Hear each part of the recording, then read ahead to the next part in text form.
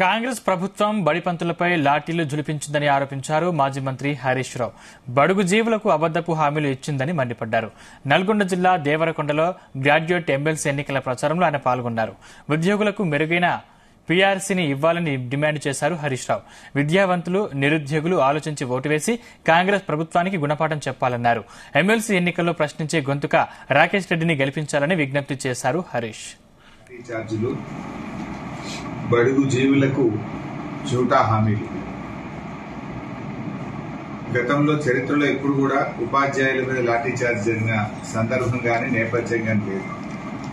ఈ రోజు వరకు రాష్ట్రంలోని కాంగ్రెస్ ప్రభుత్వం ఉపాధ్యాయుల మీద జరిగిన లాఠీ చార్జ్లను ఖండించడం కానీ దాని మీద ఒక ఎంక్వైరీ కూడా వేయలేదు.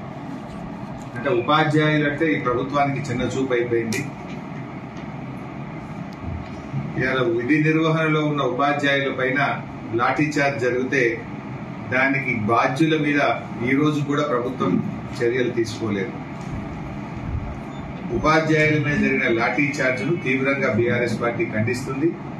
దానికి బాధ్యులైనటువంటి అధికారులను, సిబ్బంది మీద తక్షణమే చర్యలు తీసుకోవాలని బీఆర్ఎస్ పార్టీ డిమాండ్ చేస్తా ఉంది. విద్యావంతులపై లాఠీ చార్జీలు, బడుగు జీవులకు జూటా హామీలు. ఇది రేవంత్ పాలన. ప్రైవేట్ కాలేజీల యాజమాన్యాలకు కూడా నా విజ్ఞప్తి. రాష్ట్రంలో అనేక ఇంటర్మీడియట్, డిగ్రీ, పీజీ, ఇంజనీరింగ్ ఎన్నో ప్రైవేట్ కాలేజీలు ఉన్నాయి. అందులో పనిచేసేటువంటి ఉద్యోగస్తులు, యాజమాన్యాలు అందరికీ కూడా నా విజ్ఞప్తి. ఈ ప్రభుత్వం వచ్చిన 6 నెలల్లో ఫీజు రియంబర్స్మెంట్ పథకాన్ని అటకెక్కించింది. గత ప్రభుత్వం ఉండగా మేము మార్చ్, ఏప్రిల్, మే నెలలో పెద్ద ఎత్తున ఫీజు రియంబర్స్మెంట్ నిధులు విడుదల చేసేవాళ్ళం. ఇవాళ చాలా కాలేజీలు, యాజమాన్యాలు ఉద్యోగస్తులకు జీతాలు ఇవ్వలేకపోతున్నాయి. ఫీజు రియంబర్స్మెంట్ ఇవ్వకుండా ఇటు ప్రైవేట్ కాలేజీలను, అందులో పనిచేసే సిబ్బందిని ఇవాళ పిల్లలకు కూడా ఇబ్బంది అవుతుంది.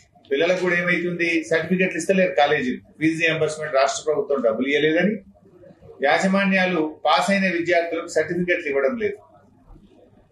అందువల్ల ఆ కాలేజీల యాజమాన్యాలు, కాలేజీల్లో పనిచేసే సిబ్బంది అందరూ కూడా మీరందరూ కూడా ఈ కాంగ్రెస్ పార్టీకి గుణపాఠం చెప్పాలని గ్రాడ్యుయేట్ ఎమ్మెల్సీలో రాకేష్